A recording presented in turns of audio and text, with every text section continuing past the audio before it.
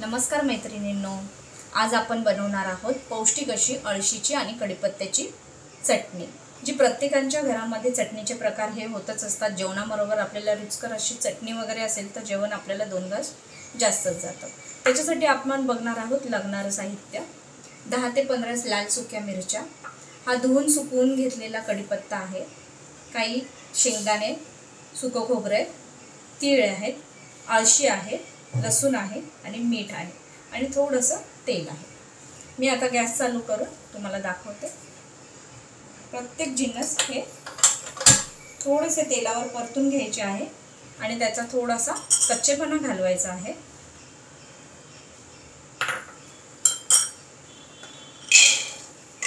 प्रत्येक पदार्थ आपण थोडंसं फ्राय करून घेऊया।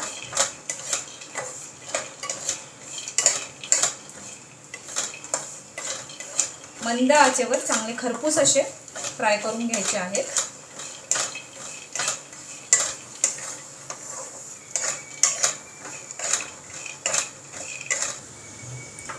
आता आपण थोडंसं खोबरं तव्यावर परतून घेऊया।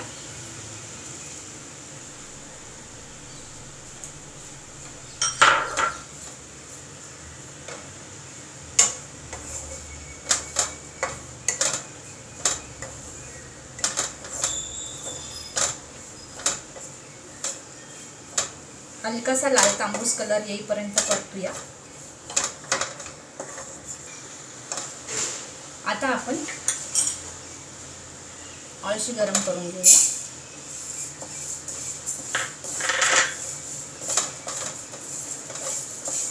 अळशी आपल्या केसांसाठी खूप फायदेशीर आहे।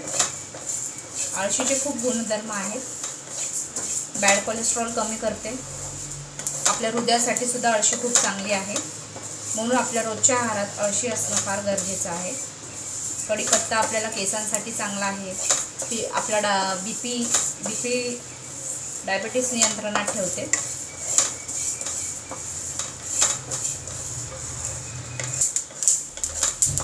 हे अशा प्रकारे अळशी टस्ट उडायला लागली की समजायचं व्यवस्थित भाजली गेली। मग आपण तिला गॅसवरून खाली उतरवूया। आता आपण तीळ घेतलेले आहेत, आपण तीळ भाजून घेऊया। तिळाला वेगळं असं तेल वगैरे टाकायची गरज नाही, कारण तिळाला खूप तेल असतं। हे सुद्धा आपलं कॅल्शियम वगैरे, लोह, फॉस्फरस हे सगळं आहे आपल्या तिळामध्ये।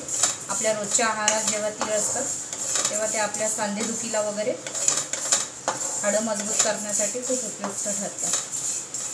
म्हणून आहारात तीळ, अळशी, कढीपत्ता यांसारखे पदार्थ असणं फार गरजेचे आहे।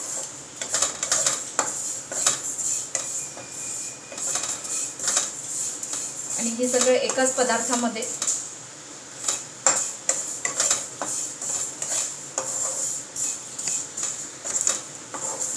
तीळ सुद्धा आपले असे टचटच उडतील, त्यावेळेला आपण ते काढून घ्यायचे आहे। आता आपण सुक्या लाल मिरच्या घेऊया आणि लसूण घेऊया। दोन्ही थोडंसं तेल टाकून हलकंसं तेल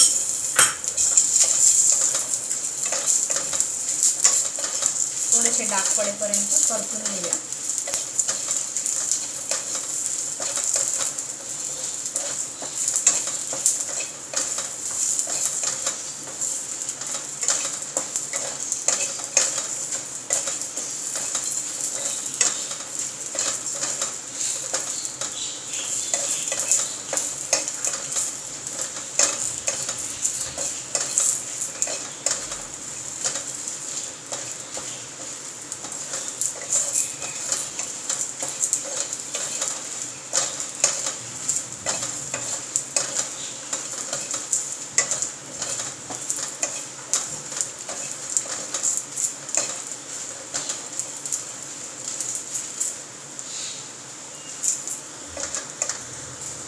आता लास्ट राहिला आपला कढीपत्ता।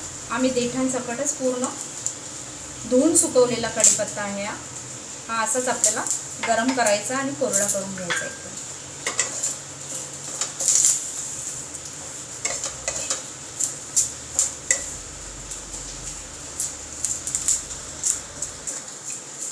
या प्रकारे पूर्ण कढीपत्ता असा आपण कोरडा करून घेतला आहे की जेणेकरून आपली चटणी ही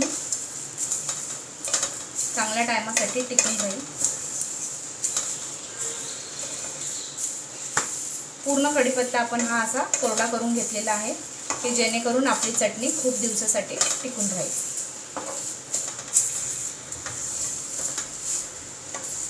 हे अशा पद्धतीने सर्व मिश्रण आपण एकजीव करून घेतलेलं आहे। आता या मिश्रणात आपण मीठ घालूया आणि मिश्रण थंड होऊन देऊया। तुम्ही पाहत असाल